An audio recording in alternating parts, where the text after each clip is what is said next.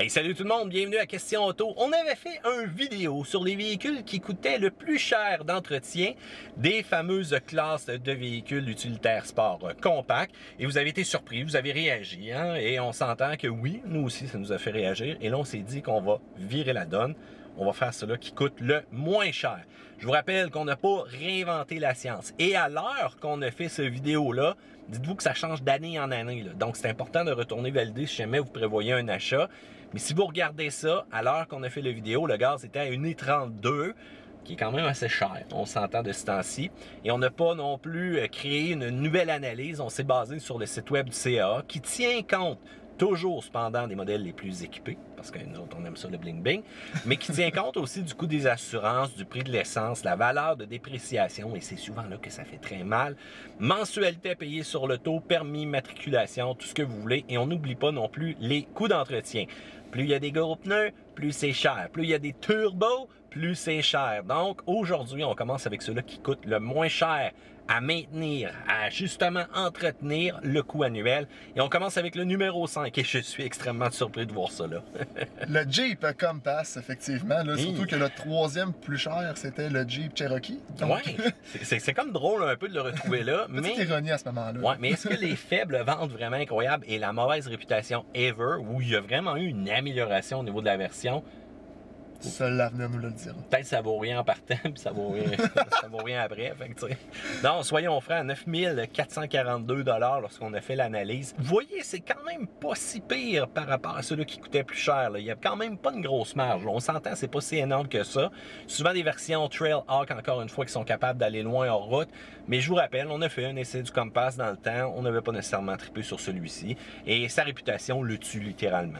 On y va avec le numéro 4. Et là, je suis surpris encore une fois. Moi aussi, c'est le Ford Bronco Sport avec un montant de 9 412,8 $.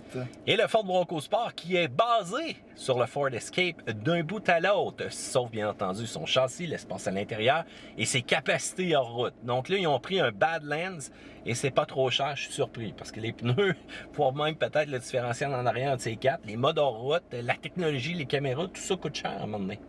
Effectivement. Et on y va avec un autre que je suis très surpris, mais lui, il en pleut sur les routes. J'en vois à tous les coins de rue, même la nouvelle version de ce Nissan Rogue-là. Ça fait un véhicule qui a un coût annuel de 9 273. Là, je suis pas surpris. Nissan a joué quand même une bonne carte. Le beau bon pas cher. Le beau bon pas cher, ça veut dire que ça coûte pas trop cher initialement à l'achat. C'est sûr que là, on parle d'une version pleinement équipée, mais c'est encore moins cher que la compétition. Mais je dois avouer que recherchez pas trop de pep. Et il y a toujours l'histoire des CVT aussi, que c'est pas clair cette histoire-là. Fait que ça reste pas trop cher à 9 273, mais je mettrai un bémol. Là, on parle pas de concours de fiabilité non plus là, dans ce top-là. Non, effectivement, c'est vraiment juste sur les coûts d'entretien, mais les coûts d'utilisation du véhicule. On y va avec un numéro 2 de notre côté, et là, c'est le véhicule dans lequel on est. Et pour ceux-là qui se demandaient, est-ce que ça coûte cher avoir un Subaru Forester? La réponse est pas mal moins que beaucoup de véhicules. Yes, fait que c'est le deuxième véhicule le moins cher à entretenir, comme tu le disais, ouais. Avec un montant de 8 709,99 $. Quand tu calcules, là, grosso modo, un 1300 $ de moins par année, là, après 10 ans, ça commence à faire une méchante bonne différence. Hein? On parle du numéro 1 qui est littéralement le king. Lui, j'en vois partout. C'est le véhicule compact sport utilitaire le plus vendu présentement. C'est pas pour rien.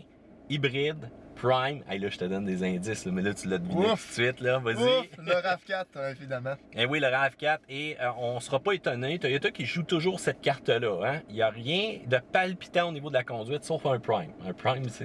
Ouais, mais encore là, ça tient pas. Ouais, en accélération seulement. Quand t'arrives dans les virages, c'est dit...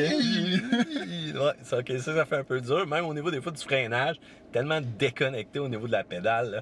Mais en accélération, oui, palpitation, mais en dehors de ça, Toyota a toujours joué la carte des motorisations fiables, du simple mais fiable, parce qu'on s'entend à l'intérieur de RAV4, pas grand palpitation non plus, là, puis surtout pas dans le système multimédia. Là. On pensait que Subaru c'était bad, mais RAV4, c'est... une autre histoire. Ouais, c'est une autre histoire, effectivement. Mais c'est le véhicule qui coûte le moins cher d'entretien global. Le véhicule qui coûte le moins cher aussi à posséder. Et c'est le véhicule qui conserve une valeur de revente incroyable. En fait, tout ce qui est le logo Toyota, je pense que ça garde une bonne valeur de revente. Oui, oui et oui. Puis t'en vois-tu beaucoup, est-ce que tu travailles, hein, des Toyota qui rentrent pour des grosses opérations majeures?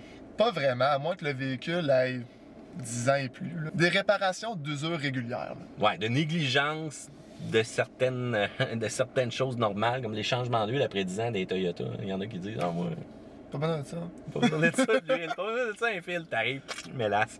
En tout cas, voilà, c'était notre top 5. J'espère que vous avez apprécié. Section commentaires, si déçu, je vous rappelle, on n'a pas inventé la science, on se fie sur ce qui existe déjà du côté du CA. Mais c'est pas grave, je veux vous entendre, je veux vous voir réagir. Pouce en l'air. Et là-dessus, on se dit. Passez une belle journée.